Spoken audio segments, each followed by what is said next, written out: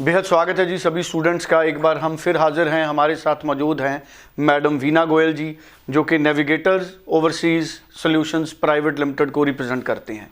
आज बड़ा important topic है, यूएसए में अब हमारे स्टूडेंट्स, इंडियन स्टूडेंट्स किस इनटेक में हिस्सा लें, किस इनटेक में एप्लीकेशन लगाएं और बेसिक रिक्वायरमेंट क्या है, और इसके साथ साथ किन प्रोफाइल्स को ज़्यादा वीज़ा मिलने की उम्मीद है, और इंटरव्यू के लिए क्वेश्चंस किस तरह के आजकल पूछे जा रहे हैं और किस तरह से स्टूडेंट प्रेपरेशन करें। A to Z इन्फॉर्मेशन हमें मैम वीना गोयल शेयर करेंगे। मैम, मैं चाहूँगा कि A to Z इन्फॉर्मेशन आप हमें ब्रीफ करें। यूएस इस समय जो है अमेरिका, मैक्सिमम स्टूडेंट्स अमेरिका जाने का चाहवान होता है, क्योंकि फीस मैक्सिमम जो है आफ्टर वीज़ा होती है, जब वीज़ा अप्रूवल हो जाता है।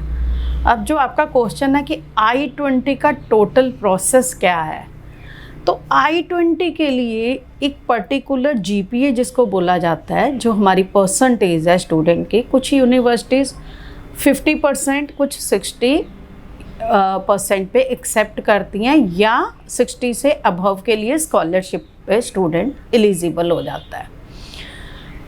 IELTS जो है काफ़ी सारी यूनिवर्सिटीज़ की मैंडेटरी है, मीन्स IELTS अंडरग्रेड और पोस्ट ग्रेड में IELTS, ड्यूलिंगो, टोफल, कोई भी काफ़ी सारे टेस्ट है। ड्यूलिंगो भी एक्सेप्टेड है, जो कि सेम डे रिज़ल्ट आ जाता है।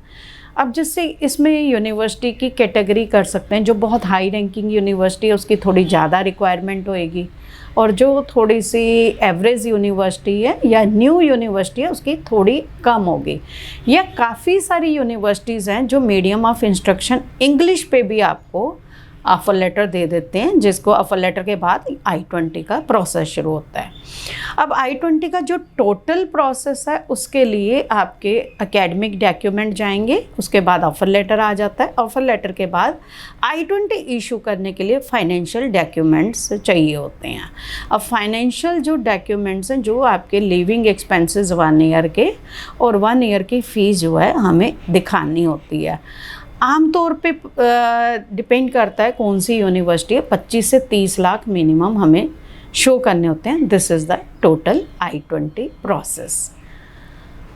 अब आपका क्वेश्चन है जो कि बच्चे जो हैं इंटरव्यू से डरते हैं कई बारी, तो इंटरव्यू कोई इतनी बड़ी चीज़ नहीं है जिससे डरा जाए, क्योंकि इंटरव्यू में उन्होंने क्या पूछना है कि आप कौन सी यूनिवर्सिटी में जा रहे हो, आपने यहाँ क्या पढ़ा हुआ है, अमेरिका में या यूएस में आप कौन से कोर्स में जा रहे हो, आपकी फंडिंग कौन कर रहा है, और ये कोर्स करने के बाद फ्यूचर में आप इसको इम्प्लीमेंट कैसे करोगे। तो ये तो एक बहुत ही आसान चीज़ है जिसको कि आप बड़े इजीली कवर कर सकते हो। थर्ड, कमिंग इनटेक अप्रैल इनटेक है, और जो अवेलेबल कोर्सेज़ है वो स्टेम कोर्सेज़ हैं, तो आप स्टेम कोर्सेज़ की तरफ ध्यान दो, साइंस, टेक्नोलॉजी, इंजीनियरिंग और मैथ। ये बहुत ज़रूरी है कि इन्हीं की ज़्यादा डिमांड है। जो स्टेम कोर्सेज़ हैं इस टाइम जो है, अगर आप ग्राफ देखो, मैं आपको दिखाती हूँ कि ये ग्राफ है जिसमें स्टेम कोर्सेज़ की इम्पॉर्टेंस है, राइट। अब ये स्टेम कोर्सेज़ क्या हैं? साइंस, टेक्नोलॉजी, इंजीनियरिंग और मैथ, जिसमें आप ये देखिए इस ग्राफ में आप अगर देख रहे हैं तो जो स्टूडेंट जा रहे हैं मैथमेटिक्स वाले 2%, साइंस में 11%, इंजीनियरिंग में 30% एंड 57% टेक्नोलॉजी। तो टेक्नोलॉजी क्या हुआ आपका? Robotics, artificial intelligence, data science, cloud computing, cyber security, IT का total product is a technology. 57% बच्चा US में टेक्नोलॉजी के लिए जा रहा है।